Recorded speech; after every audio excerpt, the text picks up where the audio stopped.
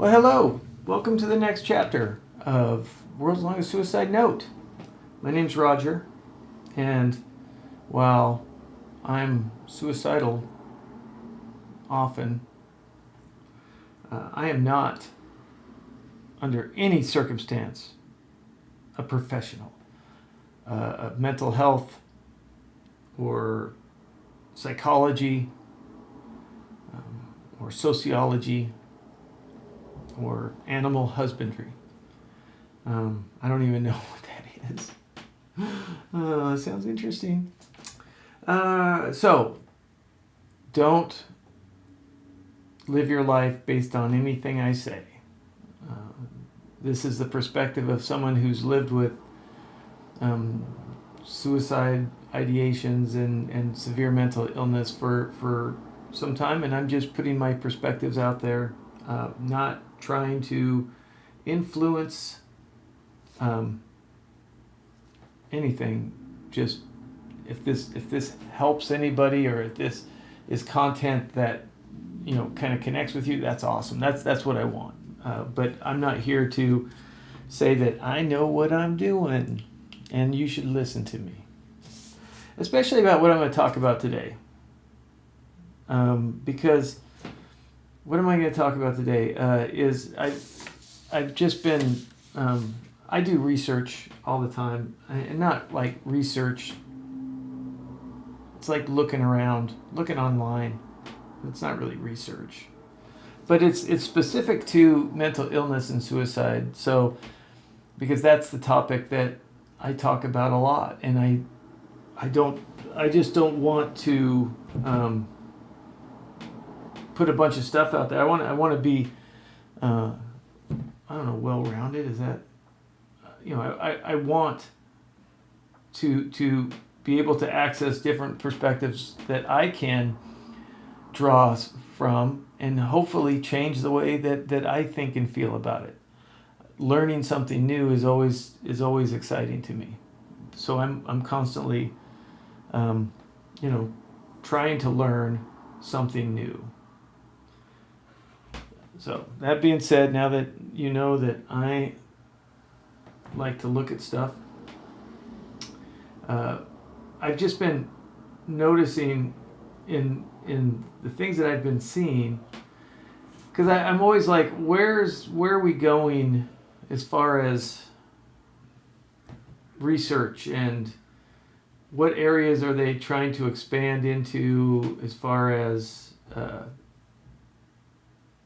the new frontiers.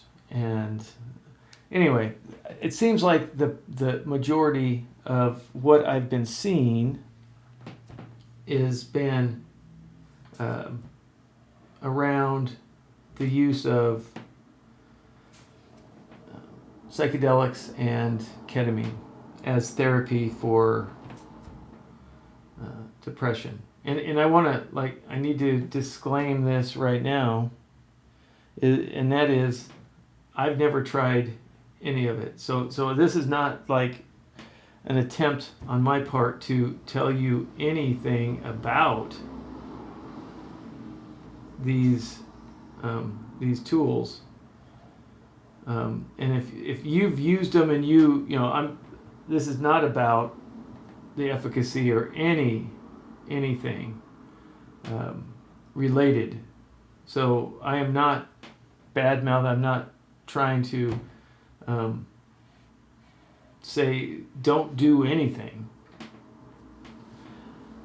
I'm basically saying that a lot of times there's the money behind the depression and pretty much any medical need of substance. There's a huge monetary backing for that, and I think a lot of times there's always a push to find the next revenue source for big pharma, and that's, again, I don't like that, but that's what they do, and they're going to continue to do that. And I'm glad that they're doing research. I'm glad that they're developing medicine. I know that there's a fairly heartless feel of a lot of it, with whether it's it you know it's more of a corporate thing. It's all about business and the bottom line and shareholders and that kind of thing. And I understand that because our system is about that. And this is not, I would love to change. I don't have the ability or capability or any of that. And so this is not, if you want to debate, big pharma and how they control our lives and this and that. I mean, we could have that debate, and I have opinions, but at the end of the day, this isn't about those. What it is about is really continuing to develop your own tools, because, like with me, I can't take medicine. I can't take medication because it absolutely makes me want to kill myself. Without question, without doubt. So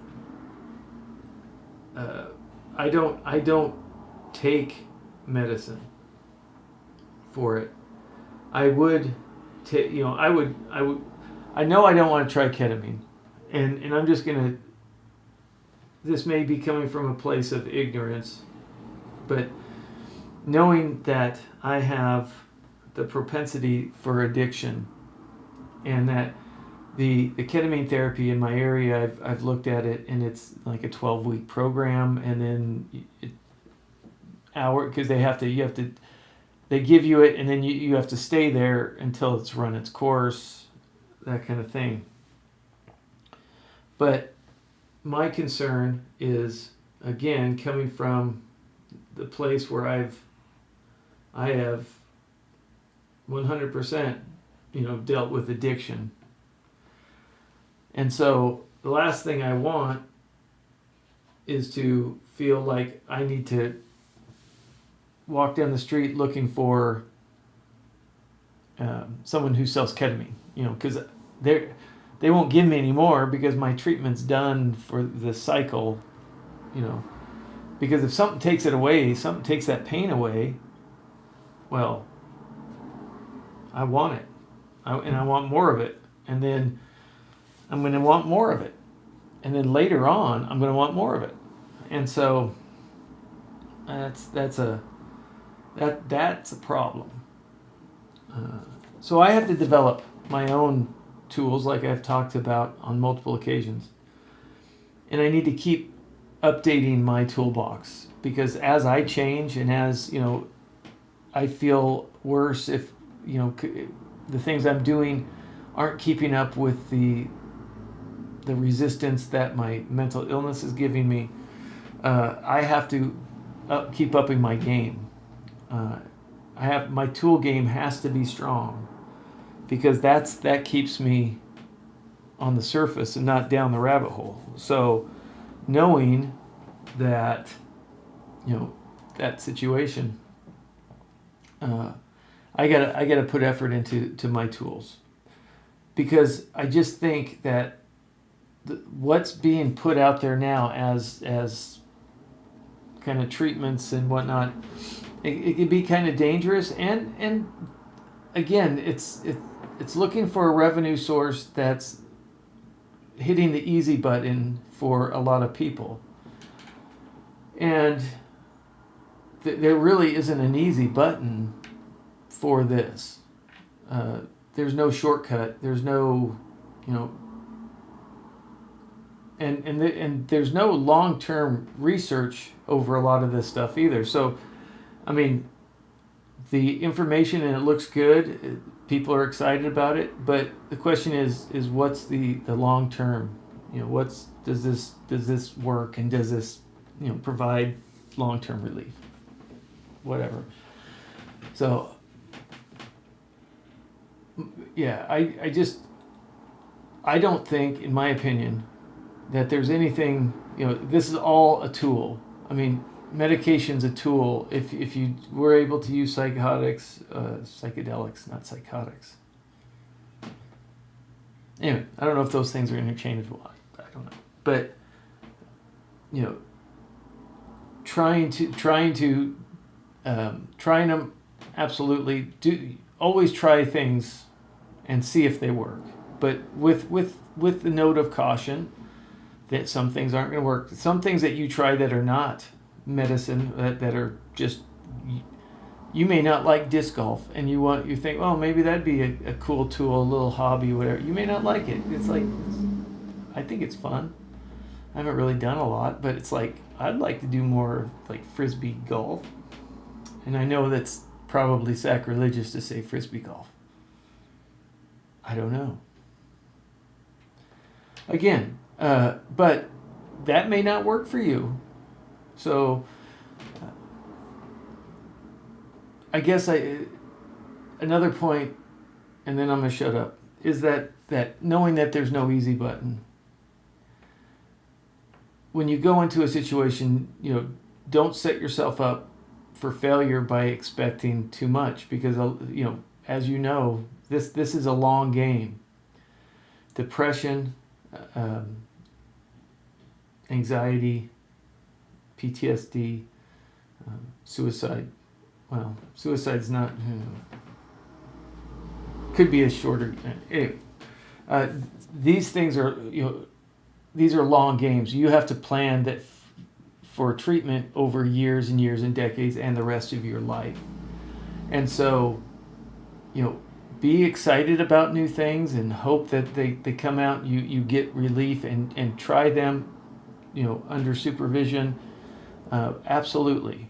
But don't put those hope eggs in the one basket, because those hope eggs are pretty fragile, and when they break, they make a mess, if you know what I mean. So I think that's it. Keep fighting. It's all about fighting and using new tools and developing new tools and trying new things. That's fighting. That's how you fight. So I would never take that away. Just be aware that a lot of these things, I'm not convinced, and that's a big deal. Well, Roger's not convinced that anyway. It doesn't matter if I'm convinced or not. I know that understanding who you are, where you're at, and then using those tools to get you to the next point, get you in the next 5 minutes, get you the next day, whatever you need, that's the important thing. So, I think that's it. Anything, I'm starting to, the horse is laying there, the horse died, and I'm fixing on beating it for a while. So take care of yourself, keep fighting, and we will catch you next time. Take care.